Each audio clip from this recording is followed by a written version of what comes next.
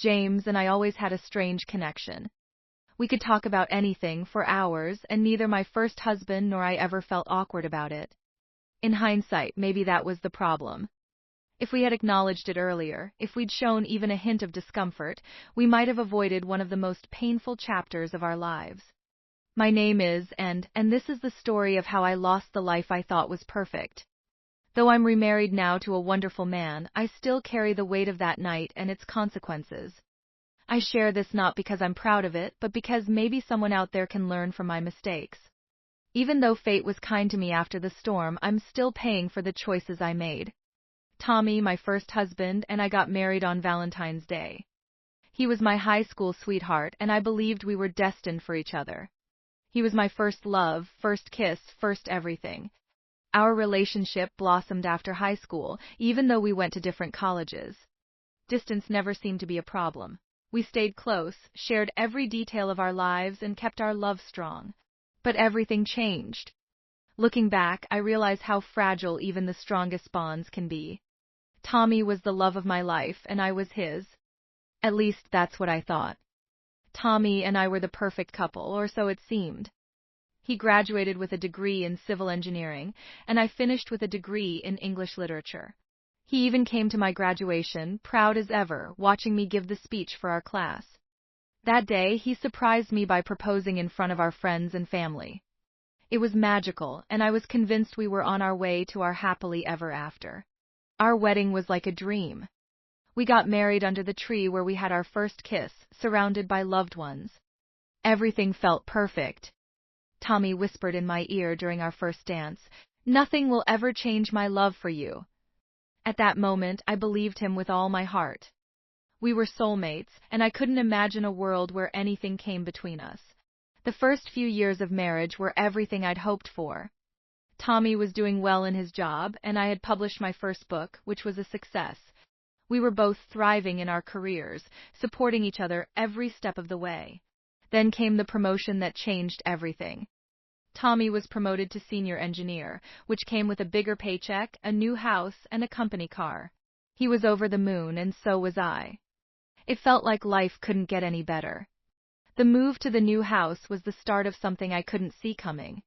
I was excited about decorating our new home, filling it with art and beauty. But it was during one of my trips to an art shop that I met James, a neighbor I had never noticed before. He approached me with a simple comment, one that caught my attention. "These vases are a morbid waste of money," he said with a thick London accent. I laughed it off and started talking with him. James lived across the street, and after that day we became friends. He was an accomplished artist, and as a writer, I found his world fascinating. He had traveled all over, exhibited his works in famous galleries, and had a way of telling stories that made you want to listen forever. Tommy liked him too, and we'd often invite him over for dinner. I thought it was innocent at first, just two creative minds connecting. But soon my feelings for James became more complicated. The turning point was the day I went to James's house alone. Tommy was at work, and I was struggling with writer's block. From my study, I could see James outside, shirtless, painting while moving to music only he could hear. Something about the scene drew me in. I grabbed a book and a bottle of whiskey and headed over. I knew it wasn't appropriate, but I convinced myself it was harmless.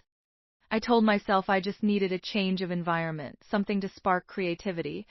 James welcomed me with his usual smile, and before long we were drinking and talking about art. His paintings that day were different, erotic, intense. I had never seen that side of him before, and it sparked something in me. The atmosphere between us shifted. There was tension, an unspoken attraction that grew with each passing moment. As we talked, I couldn't help but feel his eyes on me, undressing me with every glance. But then the spell broke. I heard Tommy's car pull into the driveway, and I quickly left, trying to shake off the strange feelings that had taken hold of me. I told myself it was nothing, just a momentary lapse. But deep down, I knew it was more than that. The next day, James came to our house. Tommy was at work, and I was still in my nightgown. He didn't knock, just walked right in, carrying a bottle of rum and one of his unfinished paintings. I should have been alarmed by his audacity, but instead I was drawn in. He looked at me with the same intensity as the day before, and I knew what he wanted. Without a word, he came closer and attempted to remove my nightgown. I backed away, shocked but tempted. He wanted me to pose for him, to be his muse, naked and vulnerable in front of his canvas. It felt exciting, dangerous. I hesitated, thinking about Tommy, our life, our marriage. But then I made the decision that would change everything. I stripped for James. The look on his face was one of awe, but it wasn't just about the art anymore. He didn't pick up his brush. Instead, he pulled me close and we kissed. One kiss led to another, and before I knew it, we were making love in the middle of his living room. It was passionate, reckless, and completely wrong. I didn't hear Tommy come home. When I looked up, he was standing there, watching us. His eyes were filled with disbelief, and tears streamed down his face. I jumped up, panicked, but there was nothing I could say. He let James leave without a word, too stunned to react violently. Tommy wasn't the type to explode.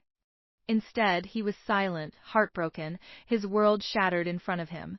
For the next month, we didn't talk about what had happened. The silence in our house was unbearable. I was drowning in guilt, but at the same time I kept seeing James.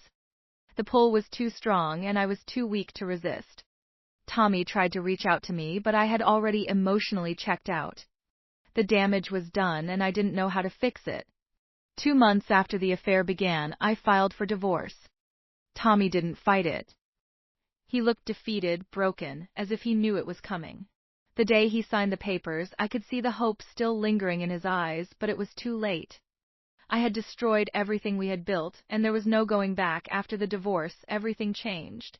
Tommy and I had been together for so long that being without him felt strange. I'd thrown away the life we'd built, and the worst part was I didn't even feel free. I was stuck, still drawn to James, even though I knew what I was doing was destructive. Tommy moved out, and our house became a hollow shell of what it once was. The life and love we had shared were gone, replaced by a void that I tried to fill with James. He became my escape, and I convinced myself that I was happier this way. But deep down, I knew better. My relationship with James wasn't built on love or respect. It was built on lust, temptation, and the thrill of doing something forbidden. I became consumed by my affair with James. He was addictive. Whenever I wasn't with him, I thought about him. His voice, his touch, his eyes. But the more time I spent with him, the more I realized that our connection was shallow. James was an artist, a dreamer, but he was also selfish. He didn't care about what I had lost or the pain I was carrying. He only cared about what I could give him in the moment, my body, my attention. It was never about us building something together, like it had been with Tommy. One day, about a year after the divorce, Tommy reached out to me. He had moved on, or at least was trying to, and I heard that he was dating someone new. But he wanted to talk. Maybe for closure, maybe for something else. We met at a small cafe, the same place we used to go when we first started dating. Tommy looked good, healthier, more at peace than I had expected. But when we sat down, the conversation was hard.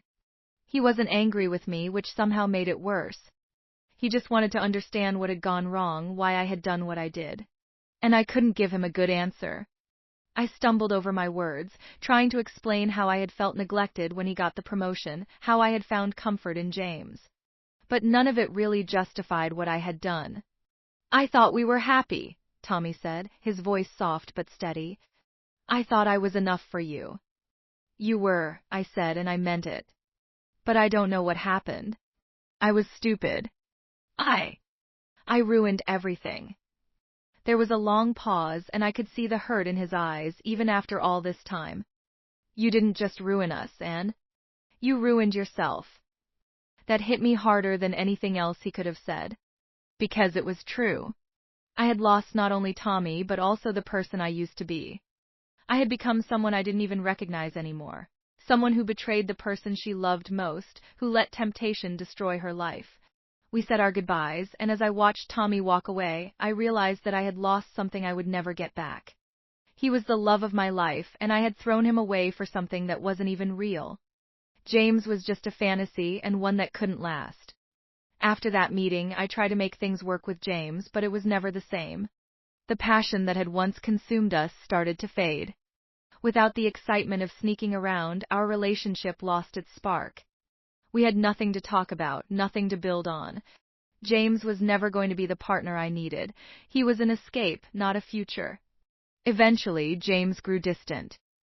He started focusing more on his art, traveling to different exhibitions, and spending less time with me. One day, he told me he was moving back to London for a few months to work on a new collection. He didn't ask me to come with him, and I didn't offer to follow. We both knew our relationship had run its course. The day he left, I felt a strange mix of relief and sadness. Relief because I was finally free of the toxic hold he had over me. Sadness because I realized I was now truly alone. Tommy had moved on, and James was out of my life. I had nothing left but the wreckage of my decisions. I threw myself into my work, writing to cope with the emptiness I felt. My second book wasn't as successful as the first, but it gave me something to focus on. I tried dating again, but nothing felt right. Every relationship I entered into was tainted by the fear that I would ruin it, just like I had ruined my marriage with Tommy. Over the years, I married twice more, but neither of those marriages lasted. Both ended because I cheated, just like I had with Tommy. It was as if once I had crossed that line, there was no going back. I had become the kind of person I never thought I would be. Someone who couldn't stay loyal, who couldn't find happiness in what she had. I see Tommy's life from afar now. He's remarried, has 3 beautiful children, and seems happy. Sometimes I wonder what would have happened if I had never met James, if I had been faithful to Tommy. Would we have built the family I always dreamed of? Would we have grown old together, still madly in love? But I can't turn back time. All I can do is live with the consequences of my actions. I've come to accept that my life took the path it did because of choices I made, and I'm the one who has to live with that. Now, here I am, living with the weight of my decisions. Tommy has moved on and built a life filled with love and stability. Meanwhile, I've stumbled through 2 more marriages, both of which ended for the same reasons. It's almost like once I let infidelity into my life, it became a part of me that I couldn't shake. I don't even blame Tommy for how things ended. He was a good man, the kind of husband most people dream of. He deserved better than what I gave him, and I've come to terms with the fact that I destroyed something beautiful. The worst part is that it wasn't out of any deep unhappiness or mistreatment. I wasn't forced into James's arms because Tommy neglected me or was unkind. I did it because I let myself get swept up in a moment, in a fantasy, and it spiraled out of control. I can't undo the past. I can only try to live differently moving forward. The truth is, infidelity is like an addiction. Once you cross that line, it's so hard to come back. It changes the way you see yourself and the way you approach relationships. Every time I've gotten close to someone new, I feel that same temptation lurking, waiting for me to slip again. And most of the time, I have. I'm on my 3rd marriage now. My current husband is kind, patient, and forgiving, but I live in constant fear of repeating the same mistakes. I know that if I don't deal with the root of my issues, whatever made me betray Tommy and the others, it'll just keep happening. I can't keep letting my past define my future, but it's hard to change when you've built such a destructive pattern. James is still a part of my life, in a way. He's like a ghost that haunts me, even though we don't see each other much anymore. Every now and then we cross paths, and it's as if nothing has changed.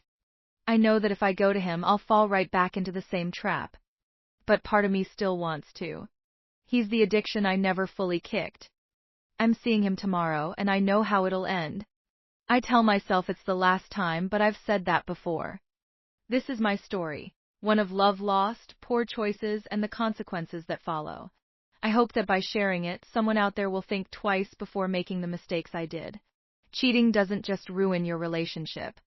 It ruins who you are, and it's a hard thing to come back from. If you found this story thought-provoking or helpful, make sure to check out my YouTube channel for more real-life stories about relationships, heartbreak, and the tough lessons we all have to learn. Don't forget to like, share, and subscribe for more honest, unfiltered content.